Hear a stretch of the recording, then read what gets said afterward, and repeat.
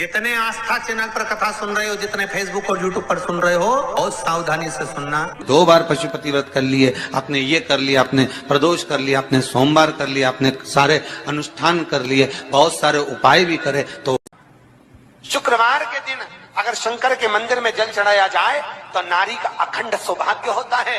शिव महापुराण में, स्कंद पुराण में, नर्मदा पुराण में, भविष्य पुराण में, अग्नि पुराण में, नारद पुराण में, बरहा पुराण में, वामन पुराण में जितनी चीजें लिखी गई है, एक एक प्रैक्टिकल कर देखो। भगवान थोड़ी ना कहेगा कि तू मेरे पास में आए तो मेरे चरण की रज लेकर जा।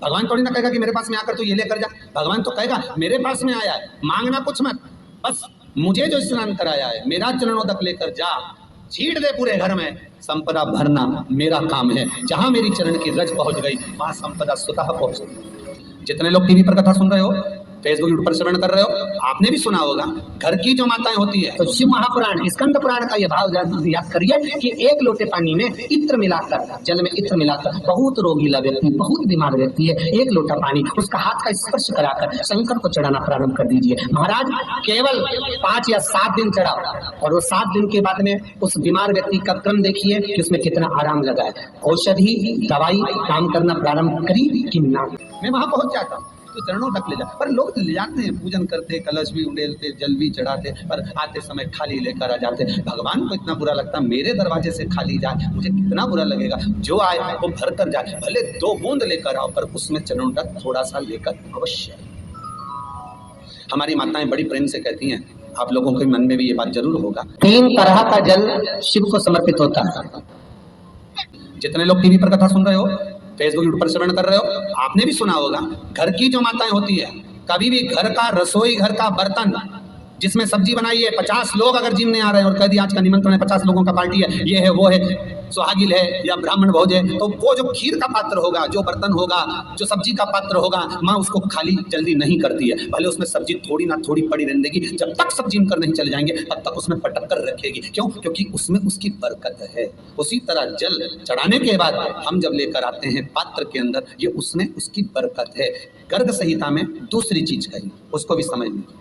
गर्ग संहिता में कहा गया, जब आप घर से जल लेकर जाते हो भरकर, तो ये सृष्टि की जितनी नदियां हैं, पृथ्वी पर जितनी नदियां विद्यमान हैं, जितने तालाब, जितने सरोवर, जितने कुंड, जितने विराजमान हैं, उन सारे तीर्थों का जल जब आप घर से लेकर निकलते हो तो वो तीर्थ का संपूर्ण जल आपके कलश में आ जाता है। और जब आप उस जल को शिव पर समर्पित कर देती हो और 2 बूंद चरणादक लेकर जब जाती हो, तो शिव महापुराण, गर्ग संहिता, पद्म पुराण कहती है वो जल साधारण नहीं रहता, वो गंगा जल बनकर तुम्हारे घर को पवित्र करने के लिए पहुंच जाता है।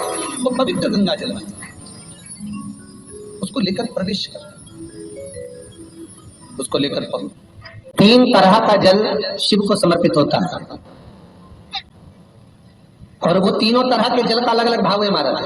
पहला जल सादा, घर से पानी लेकर गए, जल लेकर गए, शंकर को चढ़ाया, वो हमने घर का अपना एड्रेस बता दिया, भगवान शिव को जल चढ़ाकर अपने आनंद के लिए शंकर से कुछ प्राप्त कर लिया। दूसरा जल, जल के कलश में थोड़ा सा इत्र डालकर शंकर को जब समर्पित करते हैं, तो महाराज घर में अगर कोई व्यक्ति बहुत रोगीला है, बहुत रोगीला, केवल इत्र समर्पित, इत्र का जल। तो पहला जल सादा, दूसरा जल है इत्र का, और महाराज तीसरा जल जो शिव महापुराण के अंतर्गत कहा गया है, बेल पत्र का जल। तीसरा जो जल है वो बेलपत्र का जल। बेलपत्र का जल कैसा? तो महाराज शिव महापुराण की कथा कहती है कि जल के पात्र में एक बेलपत्र अंदर डालकर उस जल के पात्र को ले जाकर शिव को समर्पित करना, अर्थात अपनी मन की कामना भगवान शंकर से कह देना, केवल बेलपत्र के माध्यम। बोलना नहीं है हमको, कुछ हमें कुछ कहना नहीं है। 3 तरह का जल का जो व्याख्यान वर्णन किया गया, एक सादा जल जो भगवान को कहा, आपने अपना एड्रेस बता दिया, आपने अपने मन का भाव बता दिया। इत्र का जो जल चढ़ाया गया वो केवल रोग मुक्ति के लिए चढ़ाया गया। और तीसरा बेलपत्र, अगर उस जल में एक बेलपत्र भी पड़ी हुई है और वो बेलपत्र पड़ा हुआ जल आप जिस भाव से चढ़ा रहे हो, जिस कामना से चढ़ा रहे हो, शंकर वो कामना आपकी पूर्ण कर उनके लिए ये कथा कर रही। पितरों की 3 बेटियां, तीनों से गलती हो गई। आप शिव मंदिर में जाएं, कोई गलती ना हो, जल चढ़ाएं, मना नहीं, छींटा ना लगे, धीरे धीरे चढ़ाइए। और एक बात अच्छे से ध्यान में रखिएगा, शिव मंदिर से जब भी वापिस आए जल चढ़ाकर अपना फर्ज पूरा अदा कर। फर्ज से मतलब जब शिव मंदिर से वापिस आए, जो पत्ती बेलपत्री फूल शिव जी पे चढ़े थे वो नीचे शिवलिंग पे से नीचे गिर गए हों। एक शिवलिंग रखा है लाना मिट्टी वाला, नहीं इधर उठा में कथा चल रही, थोड़ा ध्यान से सुन। तो आप लोग जो पशुपति व्रत कर रहे हो या कोई भी उपास करते हो, कई लोग कहते हैं हमने करा नहीं हुआ। क्यों नहीं हुआ? उसमें हमारी गलतियों को मिटाएं। ये देखिए, अब जैसे ये शिवलिंग रखा है, आपने जल चढ़ाया, अब जल आप यहाँ से चढ़ा रहे हो तो धीरे धीरे धीरे धीरे चढ़ाएं जिससे छींटे बाहर ना, यहाँ तक छींटे रहे ना, जलाधारी तक चलेगा, बाहर ना गिरे।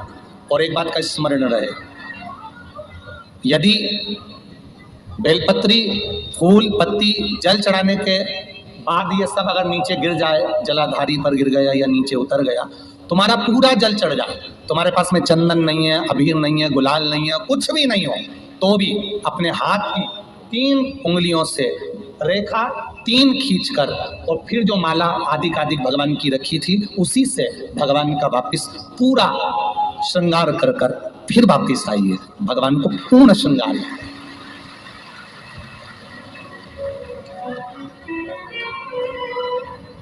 भगवान का पूर्ण श्रृंगार कर आइए। कई लोग जल चढ़ाने के बाद में भगवान का जो फूल पत्ती नीचे रखी रहती है, आप, हम ये नहीं कह रहे कि आप अपने घर से लेकर जाओ, आपके पास में कुछ नहीं, 1 लोटा जल चढ़ाओ, जल चढ़ाया, जो फूल पत्ती नीचे रखी हुई है उसी को उठाकर उसको रखकर उसी फूल से भगवान का खूब सुंदर भगवान का कर फिर आइए।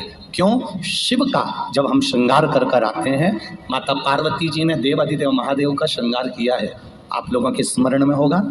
राम जी ने माता जानकी का श्रृंगार किया है। रामचरित सुनिए कथा, रामायण सुनिए, आप लोगों ने रामायण सुनी होगी, तो उसमें माता बैठी हैं शिला के ऊपर और भगवान राम उनका श्रृंगार कर रहे हैं, एक कौवा आता है वो चोंच मार कर जाता है, ये सारा वृत्तांत आप लोगों ने श्रवण किया है। तो राम जी माता सीता का श्रृंगार करते हैं, भगवान कृष्ण राधा जी का श्रृंगार करते हैं।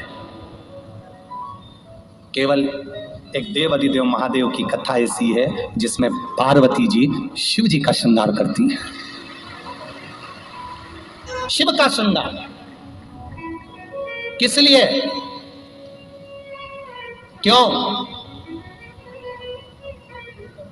कहा जल चढ़ाने के बाद वहीं पर पड़ी हुई पत्ती से, फूल से, जो चढ़े हुए फूल हैं, चढ़ी हुई पत्ती है, चढ़ा हुआ निर्माल्य है, जो भी शिव जी का है, उसी को धोकर वापिस भगवान का श्रृंगार कर आना चाहिए। किस लिए? कि हे भोलेनाथ, जब मैं इस संसार सागर से जाऊं, अखंड सुहाग लेकर पूरी श्रृंगार कर इस धाम से जाऊं। ऐसी कृपा जो पढ़ाओ, जो चंदन नहीं है, हाथ से चंदन का स्मरण होना चाहिए।